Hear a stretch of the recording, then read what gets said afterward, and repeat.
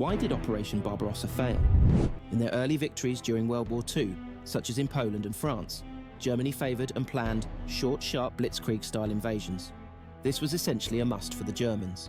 While on the surface, their economy looked strong at this point, having been built up by the Nazis in the years prior to World War II, a lot of that went into rapidly building up the military, sacrificing a long-term economic plan. The idea was to build the army, go conquer, and the economy will sustain itself and even thrive from these conquests.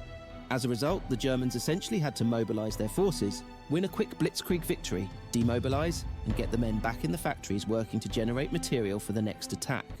In essence, for Barbarossa to be a success, for the economy to be able to sustain it, it had to be planned as another short campaign. German factory owners were ensured that they would have their men back in 3 months, or by about September. 3 months was enough time to conquer some of the smaller nations I mentioned earlier, France, Poland, Greece, Yugoslavia, etc.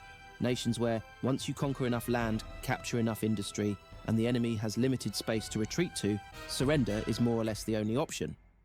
However, with the sheer size of the Soviet Union and what seems like infinite land area to retreat into, 3 months seems like an extremely optimistic timeframe to accomplish Barbarossa. And to repeat, these were the type of things that High Command overlooked or thought wouldn't be an issue. This 3-month estimate took another blow when German intelligence severely underestimated the size of the Red Army.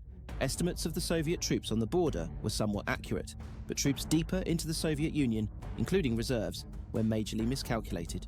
As the USSR was a closed country, this type of information wasn't exactly the easiest to obtain.